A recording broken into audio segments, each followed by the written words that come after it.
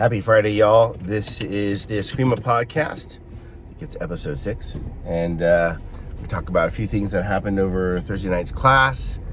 And I want to start with, I really did not want to train yesterday. The saying that I've said before, right? You never regret the class you go to. So for those of you who struggle, and this is one of the things that's helped me carry forward and meet my objectives, and that is, even the days that I don't want to go, I go. And while I got some good time stretching, I wanted to, delegate the class to my gurus and take a rest, because it started at 5:30 a.m. yesterday with work. But I'm glad I went. I'm really, really glad I went. We started off with some Sinawali, and that was great, working on some basic patterns. Some of them had to stay on the really, really basic stuff. Some of them could move on to more intermediate material where, we chain the patterns together to develop more focus, memory, concentration, coordination, all those things. So it was good. And connected all of that together with some Kadena de Mano, some basic hand drills, and that was good as well. And we discussed in part of the training the difference between Kadena de Mano and Sinawali, because we did hands translations for the Sinawali.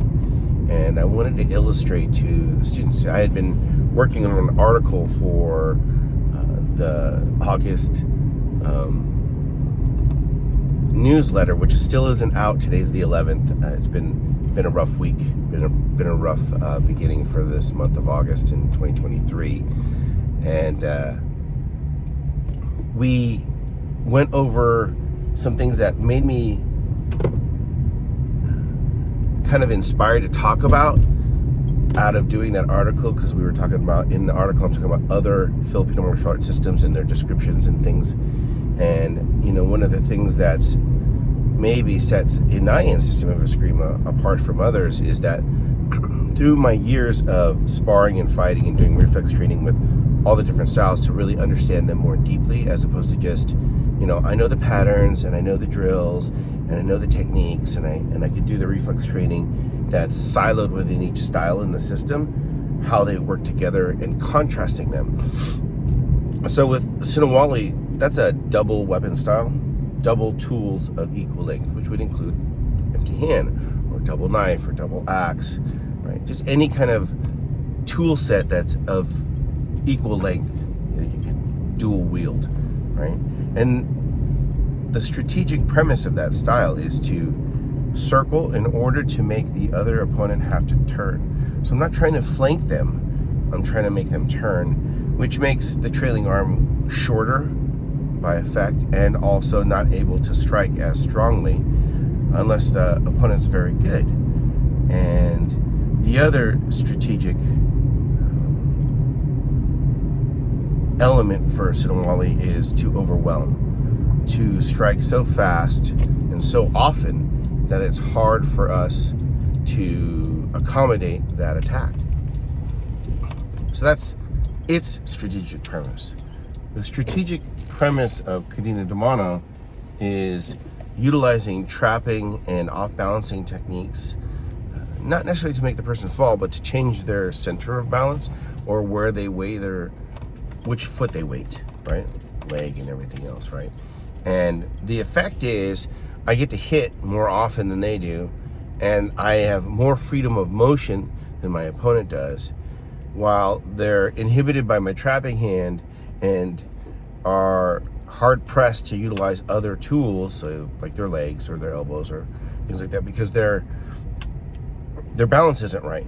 So they can't pivot correctly, they can't reach correctly, etc. Right? So mixing them together lets us contrast, but it's also an intermediate element of the United system of Eskrima, is the ability to mix the styles together, to utilize multiple strategies at the same time to create an effect to prevail over our opponent.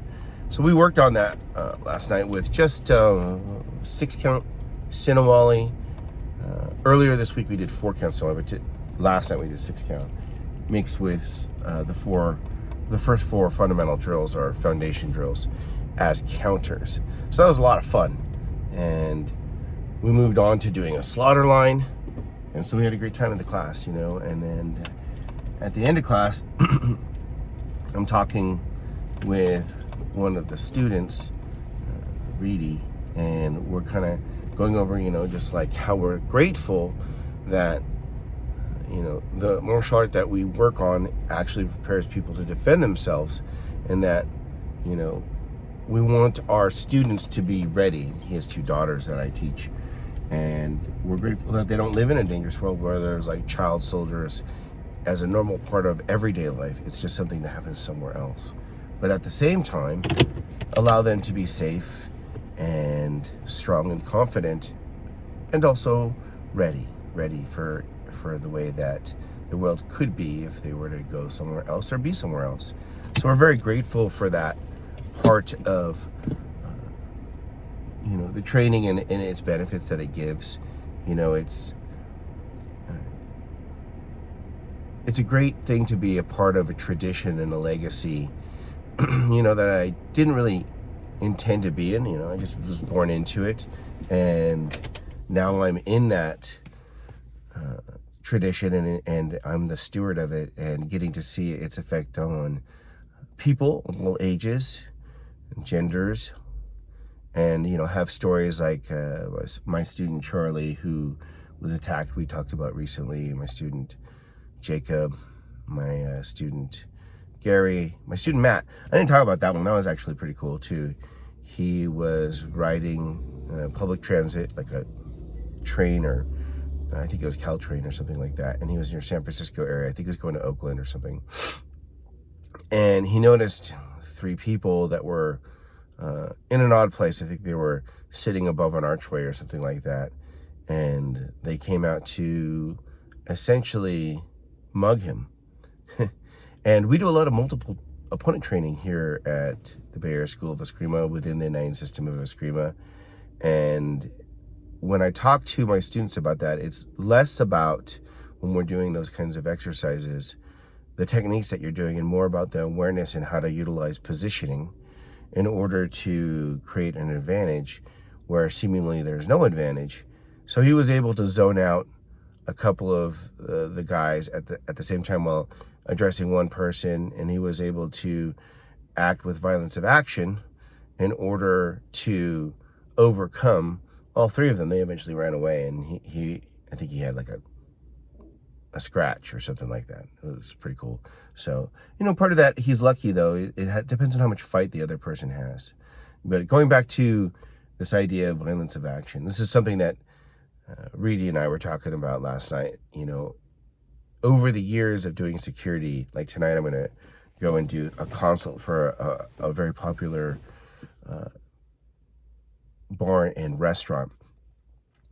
And, you know, I'm talking to Reedy about how, you know, my time as a security person, which I stopped doing in 2020, I think, and my time in fugitive retrieval, it didn't take me very long, you know, in the security side to go from timid or unsure or just a little bit overly cautious to being able to execute rapidly, to immediately go from we're talking to we're doing something, to putting my hands on someone. And it only took a couple situations where I'm trying to remove someone from the establishment, and it quickly becomes physical, but it wasn't my choice. They became physical. And, you know, experiencing those things and not having that control and having to be a step behind while I was fully prepared and I was fine is not ideal. That's where things get chancy, right? Where I can maintain control and have control is to act with violence of action. Now, that doesn't mean necessarily being very violent. It means going first, very fast, quickly escalating.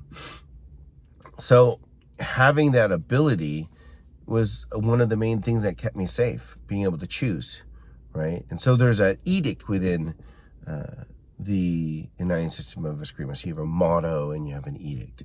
The motto is instantaneous adaptation.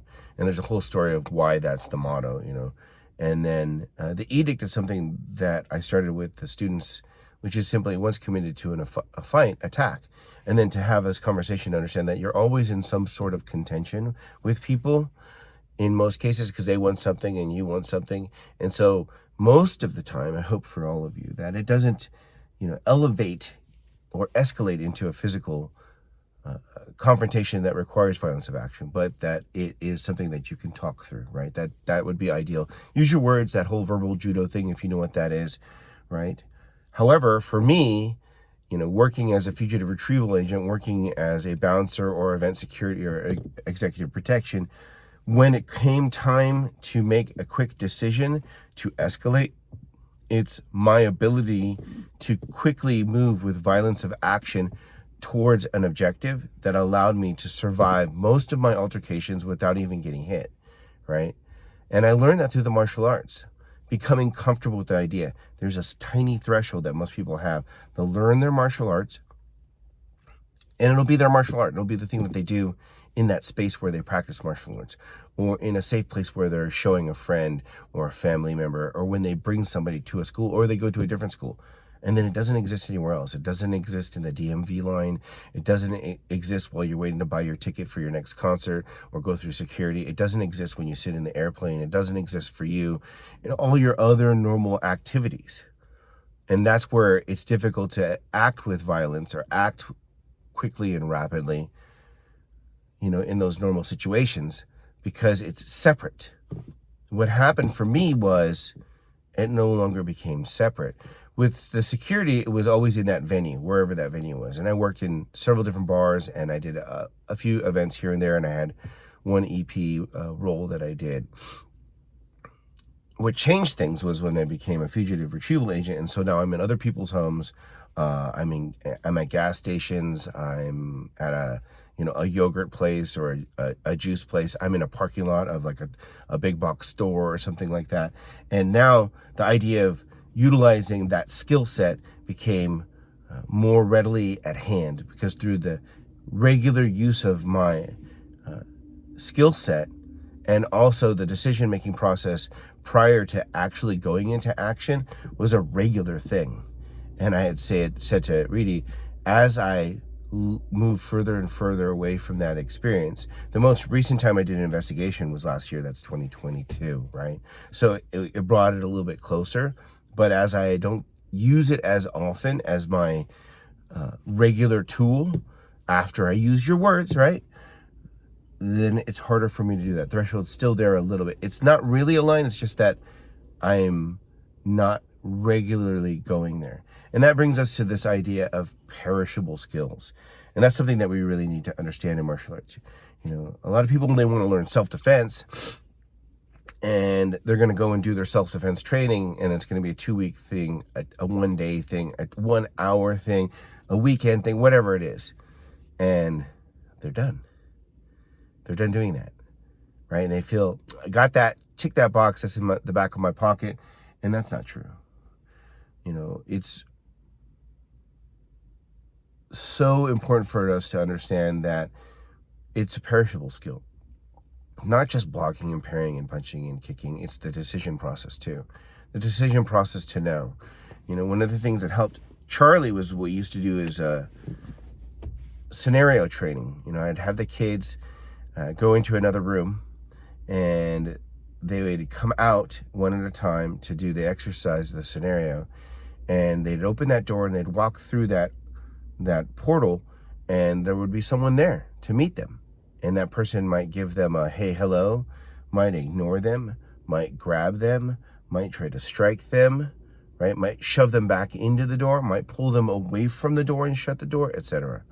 And the students, those young kids, had to make a decision as to how they were going to respond. Too often when we do self-defense, you go to a self-defense course, and it's like, oh, great, now eyes, ears, throat, groin, eyes, and you're trying to hit them, or you're using this forward pressure, which, in effect makes you off balance, right? So you're making this choice not a choice because it's a reaction. You gotta remember, reaction is something you do reflexively. It means that you did it without thought, which is a good thing for self-defense. However, it's even better when it's a response, meaning you made a choice.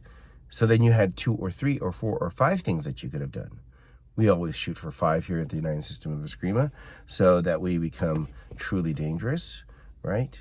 And so those kids are coming out, and maybe someone reaches out to shake their hand. They get to make a choice if they shake the hand. They also can acknowledge them. They can shake their hand. They can ignore the other person and give them choices on how they're going to interact with people, right?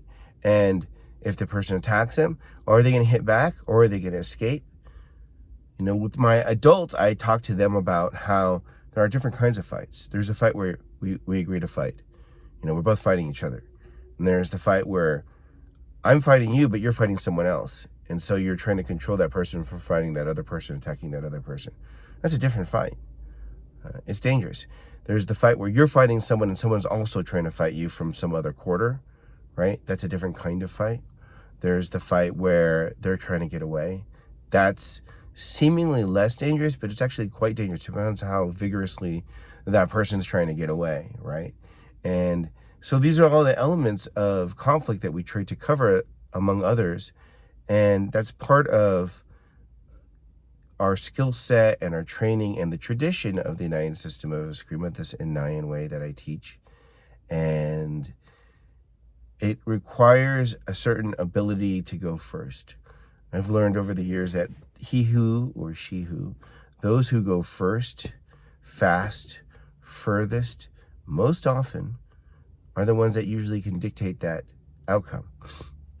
We go through training and there's these elements of flow that we teach at the United System of Eskrima, and one of them is the law of requisite variety. And this is a systems theory law that I picked up over the years of my study, trying to understand how people work, how their brains tick, how memory works, how we can foster a certain set of behaviors under certain circumstances, and that it's a reliable set of skills or responses that someone can reach for in an almost natural, seamless way to the point of being unconscious, yet at the same time making conscious decisions, right? How that works. How do we create that in another individual? How do we leverage a learning event? What is a learning event, right? And so the law of requisite variety is this idea that the entity that is aware of and exercises more choices in any given exchange is the one entity that dictates the outcome of that exchange, or has at least better outcome. It's like the difference between a boxer and a kickboxer. If they're, all things being equal, have great skill, both of them are greatly skilled, and the kickboxer not only can punch and sidestep and bob and weave and do all the things that the boxer can do, and also can kick and maybe even also elbow and knee. And if we're talking about Filipino martial arts, Filipino kickboxing can headbutt, can spinning back fist, can groin shot, can grab and pull and stuff. If we're talking about really the dirty boxing from Filipino boxing, all those choices create a lot more problems for the boxer. Not to say that the boxer is less. It's just that their stimulus to what they're ready for is not there. They don't have a choice of violence of action with anything other than their fists, right? Now, that being said, it's much more common for you to find a great boxer than for you to find a great anything else, other than maybe a wrestler, because those are 2 Olympic sports, and so they're prevalent in almost every Western society. Whereas it's rarer to find someone who kickboxes, it's rarer to find someone who's good at any kind of martial arts, let alone it being Filipino martial arts, which is, our favorite, right? So violence of action is an important element as long as you can obey that law of requisite variety, and that's part of it. I have a choice to do violence. I have my best friend, he goes, violence is not a skill, it's a question, and the answer is yes. Right?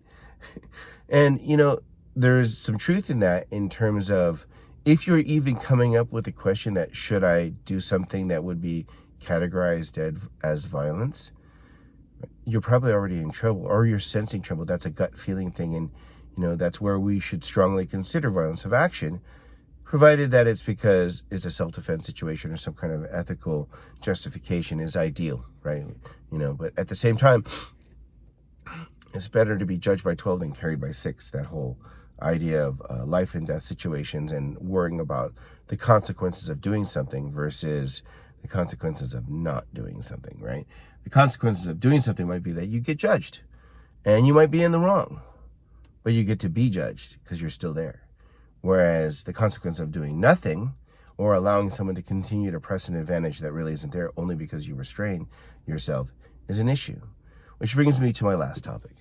This idea that I'm going to stop doing certain things or prevent myself from doing certain things, whether it be in training or actually fighting or altercations, because it might not be considered right, is me fighting myself.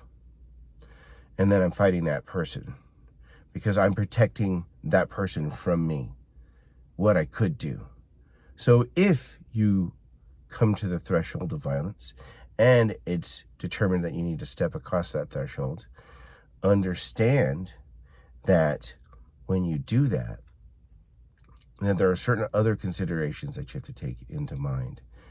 Because if you're going to do it, but I'm only going to do it a little bit. Like, hey, Uncle Tom, he's over there. It's our Irish wake, and he's getting a little bit crazy, and I need to restrain him. Now, the problem with restraining others is it requires restraint in yourself. If you know a lot of other things and you have a lot more choices under that law of requisite variety, you're essentially protecting Uncle Tom from you, right? So leave that to the professionals sometimes is the better choice, simply because, the things that we practice here at the United System of Eskrima, the things that we practice for combative martial arts is not necessarily made for that. The task of arresting someone and not using your fists and your elbows and your pressure points and your knife and your this and then your that caused me to get scuffled when I didn't have to be, right? I could have easily dealt with certain problems that were very, very difficult to deal with if I had just turned up the volume. Anyways, I got to start my work. I'll see you guys in the training floor.